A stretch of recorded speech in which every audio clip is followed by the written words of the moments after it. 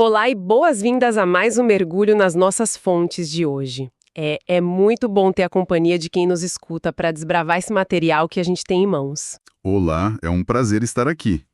E o material de hoje bem denso, né? Nossa, muito.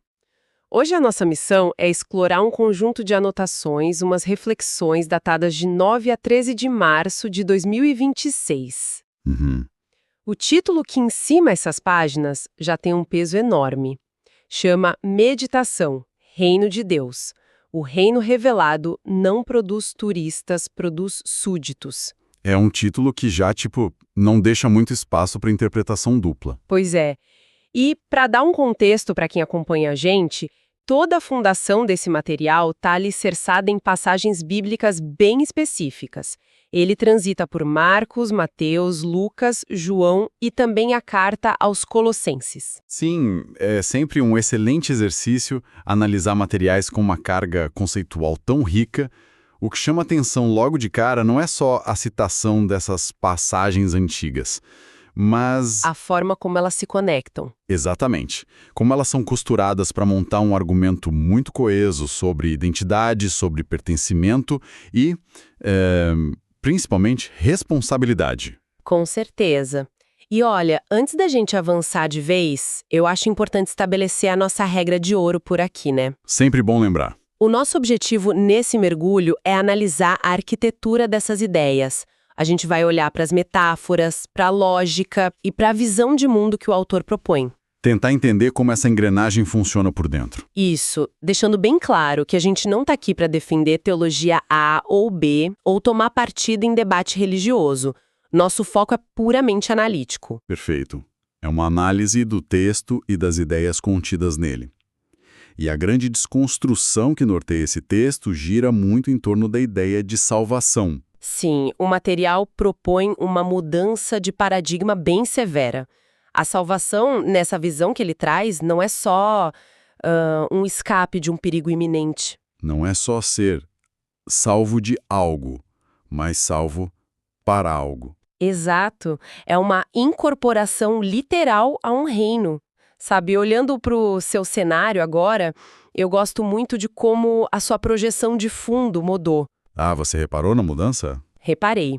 Tava aquele mar tempestuoso no início e agora tem essas cartas de navegação antigas.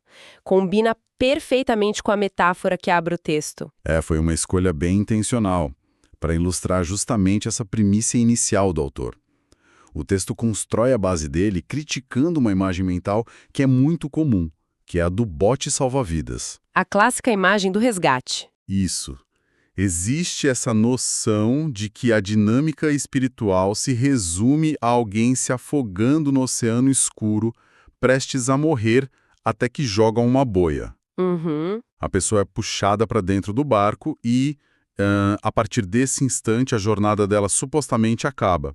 O único trabalho é sentar no banco de madeira, tentar não atrapalhar muito e esperar o barco chegar no destino final. E é exatamente aí que o material aponta o dedo e diz que tem um problema estrutural gigante de pensar assim. Um problema enorme. O argumento é que enxergar esse resgate só como um livramento pessoal acaba criando o que o texto chama de cristãos passivos ou espectadores espirituais. Faz todo sentido se a gente pensar na psicologia humana básica. Sim, porque se o único propósito da viagem era me tirar da água, a exigência sobre mim cai para zero no segundo que meu pé toca o Converse. Você vira um mero passageiro. A passagem tá carimbada, eu só fico ali olhando a vista. A análise sociológica que dá para extrair dessa crítica é fascinante. O autor sugere que transformar o resgatado num passageiro anula o propósito do próprio barco. E para embasar isso, o texto vai para os relatos do início da pregação de Jesus, certo? Isso mesmo. Tem uma citação direta de Marcos, capítulo 1, versículo 15, que diz: "O tempo está cumprido, e o reino de Deus está próximo. Arrependei-vos e crede no Evangelho." E a leitura que o autor faz disso é que não tem nada a ver com um convite para relaxar. Longe disso.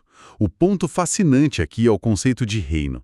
A mensagem não foi feita para recrutar passageiro para um passeio contemplativo. Definitivamente não soa como uma agência de turismo oferecendo um cruzeiro com tudo pago. Nem um pouco. A premissa de um reino exige uma mudança de governo. E isso é uma coisa que a nossa mente moderna tem dificuldade de engolir. Porque a gente vive em democracia, república, né? Exato, fomos moldados por isso. Mas num reino clássico, como o texto aborda, a autoridade não é negociável. Não é o povo que delega o poder. Não existe reino sem a figura soberana de um rei. E o rei existe em relação aos súditos. Ou seja, a resposta esperada para esse anúncio do reino não é admiração estética. Não é ficar aplaudindo de longe. Não é tirar foto da coroa, achar o castelo bonito, fazer aquele turismo espiritual. O texto argumenta que a única resposta coerente com a mensagem é a transferência de autoridade. É a submissão. E isso me leva a uma parte do material que eu achei, assim, incrivelmente provocativa. É quando o autor mapeia 3 grandes ilusões humanas. Essas ilusões são sumariamente destruídas quando um reino desse tipo é anunciado, né? É a parte em que o material sai da teoria teológica e entra no comportamento humano puro. Sim, porque quando a ideia de autoridade absoluta aparece, ela bate de frente com as defesas psicológicas que a gente cria para se sentir seguro. E a primeira barreira que cai, segundo o texto, é a ilusão da autonomia. Vamos falar sobre isso, porque a ilusão da autonomia é praticamente a religião oficial do nosso século. Vamos combinar. Totalmente. A ideia central da nossa cultura hoje é que nós somos os capitães absolutos das nossas almas.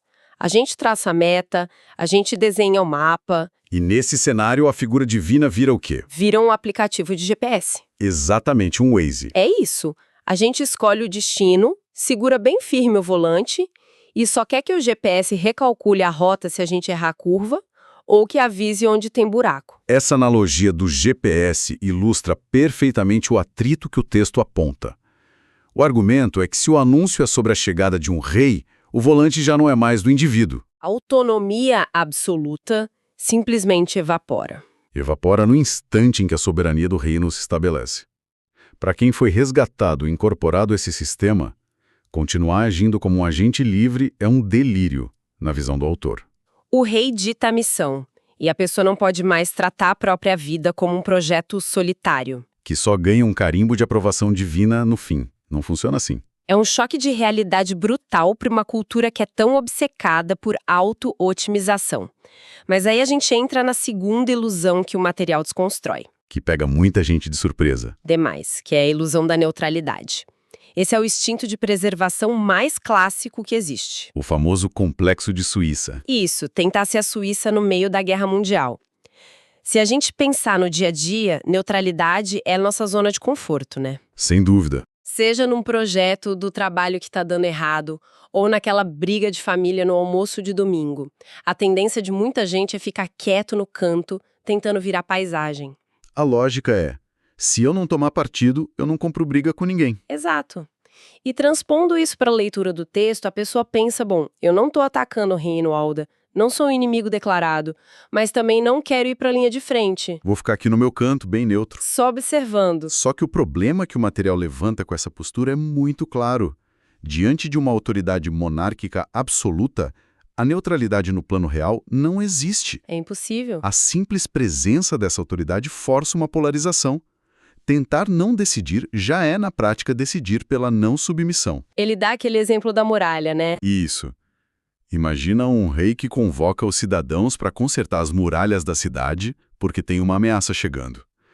Se alguém cruza os braços e diz que prefere ficar neutro nisso, isso é insubordinação direta. É lido como revolta.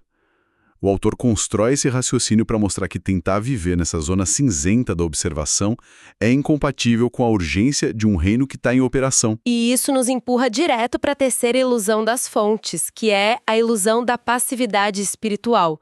Isso amara perfeitamente com aquela crítica ao turismo do início. É a crença de que é tranquilo usufruir de todo o ambiente, absorver a cultura, ouvir a música, consumir os conteúdos, as palestras. Essencialmente tratar a experiência religiosa ou comunitária como um esporte para espectadores. É equivalente a você morar num país, aproveitar a rua asfaltada, a segurança pública, o hospital, mas achar que pagar imposto e trabalhar é opcional. Perfeito. O material é muito enfático. Não tem espaço para esse tipo de cidadão passivo na estrutura do reino. A incorporação pressupõe participação. Mas olha, eu vou bancar a advogada do diabo aqui por um momento, posso? Por favor, vá em frente. Se a gente olhar para a forma como a espiritualidade é comunicada hoje em dia, ela não é vendida justamente como um refúgio? Muitas vezes sim. Tipo um lugar de conforto absoluto, um hospital para as almas que estão cansadas do mundo corporativo agressivo, das crises. Se o texto critica tanto a passividade, como ele lida com as pessoas que chegam genuinamente esgotadas?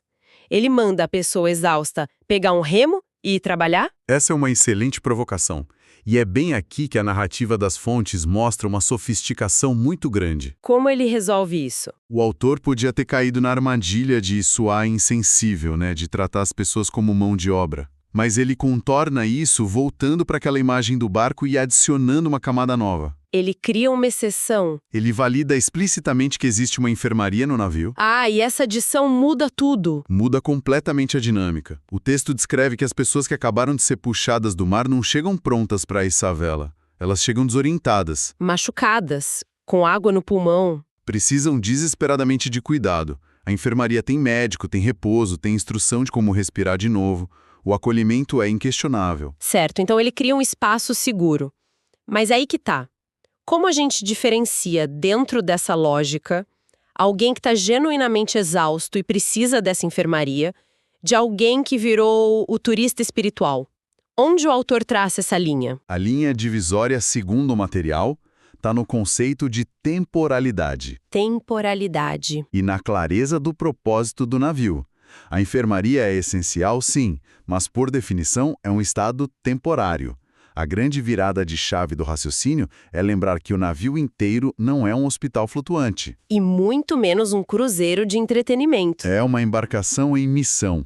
Ele navega no meio da tempestade com um propósito único, que é resgatar quem ainda está se afogando. Nossa, é uma cena muito gráfica se a gente tentar visualizar isso. Imagina o caos. Um caos total. Um barco de resgate, ondas gigantescas batendo, uma parte da tripulação ali no limite da exaustão, jogando corda, puxando gente congelada da água. A equipe médica correndo de um lado para o outro. Estabilizando o pessoal. E aí, no meio dessa tensão toda, de vida ou morte, tem um grupo de pessoas que já foram resgatadas lá atrás. Anos atrás, às vezes. Passeando pelo Conzares, de roupa de banho. Exato. Tirando selfie, com a onda gigante no fundo, reclamando que a comida do refeitório não tá boa, que o balanço do barco tá atrapalhando o sono. É absurdo. Chega a ser cômico, de tão absurdo, mas traduz de forma muito contundente a crítica do texto.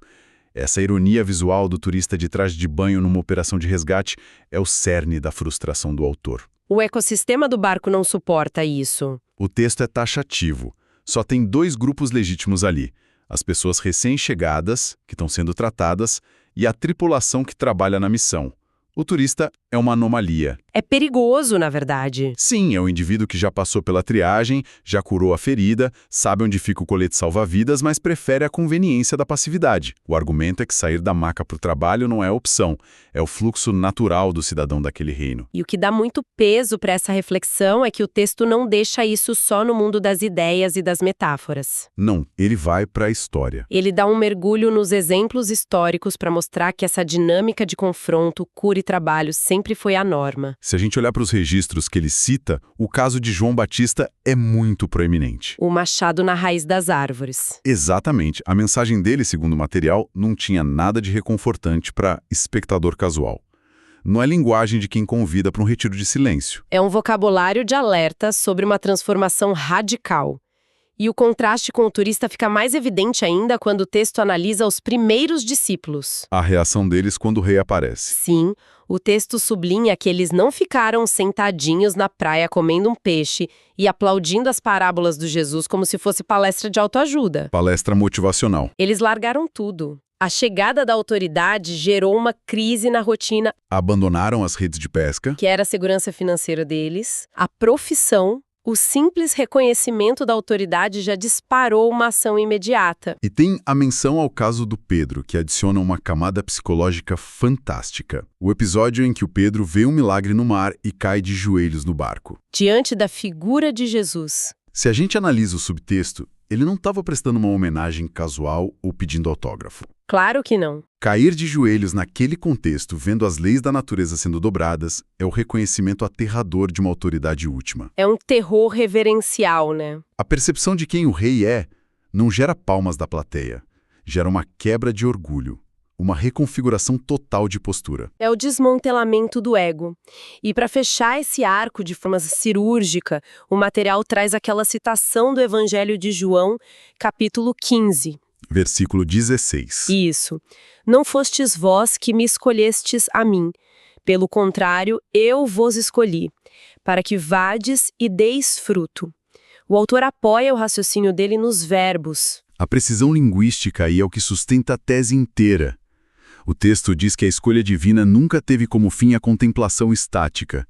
O mandato tem verbos de ação. Ir e dar fruto. O chamado envolve movimento. Tirar alguém da água escura é para devolver essa pessoa à operação do navio. O ciclo de resgate tem que continuar. Não tem espaço para aristocracia ociosa. Então, tentando condensar toda essa riqueza de imagens e argumentos, qual é o saldo final disso tudo? Como a gente traduz isso para o comportamento humano de forma mais ampla? A grande lição, ao que parece, é sobre a tensão constante entre ser consumidor de um ambiente ou ser construtor desse ambiente. E isso ecoa muito além de muro de igreja ou religião. Para qualquer área da vida. Se qualquer pessoa se insere numa comunidade, seja projeto social, uma empresa ou nessa concepção de reino, a escolha de ser espectador parasita os recursos daquele ambiente. O texto propõe quase matematicamente que, se as premissas do reino são reais e o governo está estabelecido, tentar morar para sempre na enfermaria é uma falha de compreensão da realidade. O que nos leva àquela reflexão final que a gente pode expandir a partir da base do autor. Se a gente assumir a metáfora do navio e a lógica de responsabilidade que ele construiu, a gente esbarra num problema de física básica. Integridade estrutural do barco? Isso. O barco de resgate foi projetado para navegar em condição adversa. Exige muita força de quem está nas velas, no motor, consome uma energia absurda de quem foca na missão. E a pergunta que fica é: onde entram os turistas nessa conta? Pois é, o que acontece com a sobrevivência desse navio a longo prazo se a demografia lá dentro mudar drasticamente? É o pensamento que o texto deixa pairando no ar. Imagina o tempo passando e a quantidade de feridos recém-chegados fica pequena. A tripulação ativa também. Mas o número de turistas? Aquelas pessoas saudáveis andando pelo convés, focadas só no próprio entretenimento, comendo os mantimentos. Ocupando espaço. Ocupando espaço. Se esse grupo virar esmagadoramente maior, o que acontece? A provocação é essa? Será que o navio afunda não pela violência implacável da tempestade lá fora? Nem pela fúria das ondas. Mas pelo peso excessivo, inerte e acumulado do próprio turismo espiritual lá dentro. Nossa, que perspectiva estarrecedora. O navio afundando não por causa do oceano, mas pelo peso daqueles que se recusam a remar. É uma daquelas imagens que grudam na mente, né? Força qualquer um a recalcular o próprio papel nas comunidades. Força mesmo. E é com essa reflexão incômoda, mas extremamente necessária, que a gente vai finalizando a análise de hoje. Eu agradeço imensamente a companhia de cada pessoa que esteve com a gente nesse longo mergulho pelas metáforas desse texto. Foi um excelente debate. Agradeço a companhia de todos. Esperamos que essa exploração tenha trazido novas lentes para vocês enxergarem dinâmicas antigas. Continue investigando as ideias ao redor e, na dúvida, dá uma conferida se você está segurando uma câmera fotográfica ou um remo no seu navio. Até o próximo mergulho.